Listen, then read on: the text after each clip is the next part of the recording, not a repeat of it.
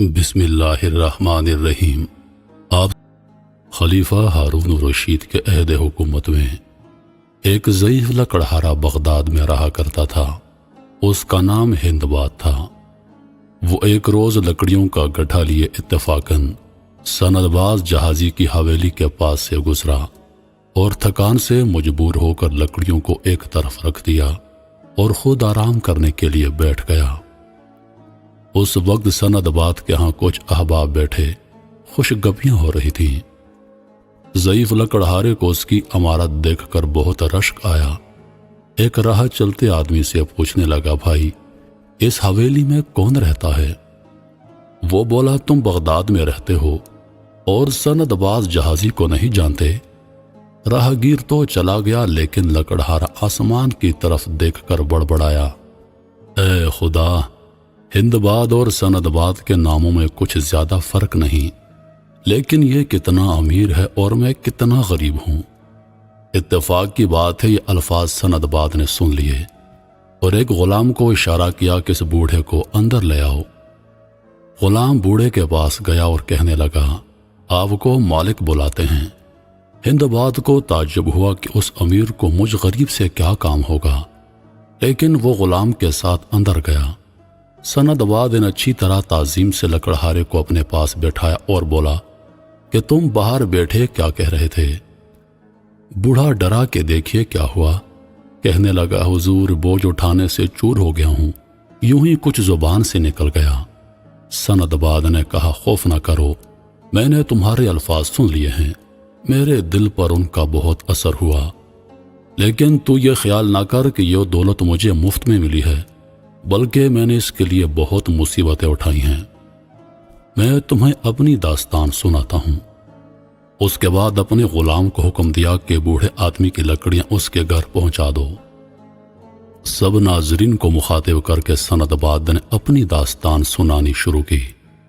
میرے والد بہت بڑے تاجر تھے، نقدی کے علاوہ جائیداد بھی کافی تھی۔ جب انہوں نے وفات پائی تو کل املاک میرے قبضے میں آ گئیں۔ نوجوانی کا زمانہ تھا، میں عیش و عشرت میں پھنس گیا اور بے دردی سے روپیہ خرچ کرتا رہا۔ آخر دولت کہاں تک ساتھ دیتی؟ سرمایہ ختم ہونے لگا تو آنکھیں کھلیں۔ جو جائیداد باقی تھی اس کو فروخت کر کے روپیہ اکٹھا کیا اور اپنے ملنے والے تاجروں سے مشورہ کر کے اور خدا کا نام لے کر ہندوستان کی طرف روانہ ہو گیا۔ جہاز مختلف مقامات پر ٹھہرا۔ جو چیزیں میں ساتھ لایا تھا ان کو فروخت کرتا اور نیا مال خریدتا رہا۔ اسی طرح میں نے معقول فائدہ حاصل کیا۔ ایک روز ہمارا جہاز ایک چھوٹے سے جزیرے کے قریب ٹھہرا۔ ہم لوگ سیر کرنے کے لیے نیچے اترے۔ میں سیاحت کا ہمیشہ سے شائق ہوں۔ دوسرے ساتھیوں کے ساتھ زیادہ دور پھرتا ہوا چلا گیا۔ دفتن ایک زلزلے کا جھٹکا لگا۔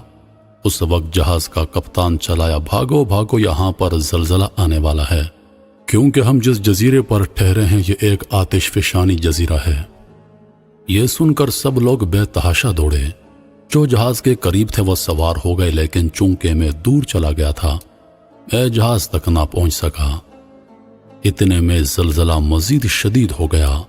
میں نے سمندر میں چھلانگ لگا دی اور اپنے آپ کو بے رحم موجوں کے حوالے کر دیا۔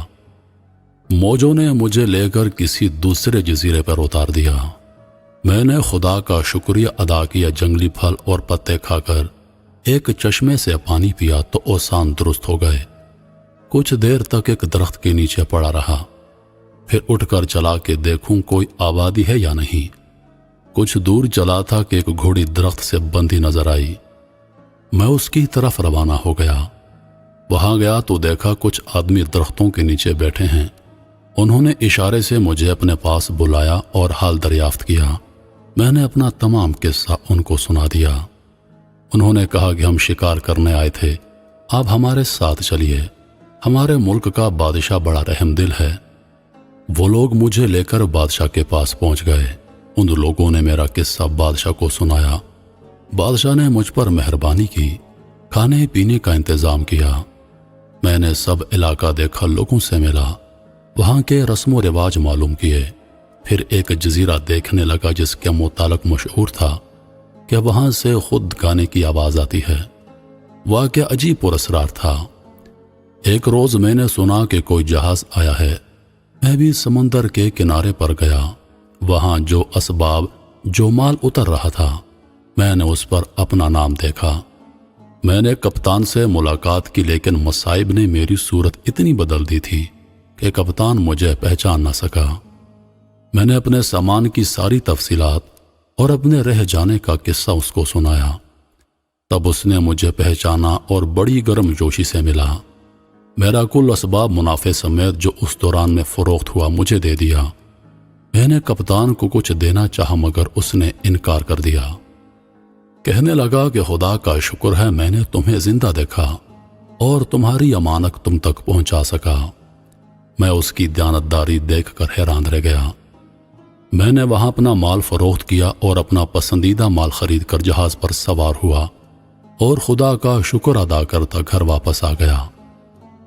اس سفر میں مصیبت تو بہت پیش آئی، لیکن منافع اتنا ہوا کہ شاید عام حالات میں 10 برس میں بھی نہ ہوتا۔ اس کے بعد سند باد نے دیناروں سے بھری تھیلی بوڑھے آدمی کو دی اور کہا، کل پھر آنا، اپنی باقی داستان زندگی تم کو سناؤں گا۔ روپیہ پا کر بوڑھا بہت خوش ہوا، گھر گیا۔ اگلے روز اچھا لباس پہن کر وقت مقررہ پر سند باد کے محل میں پہنچا۔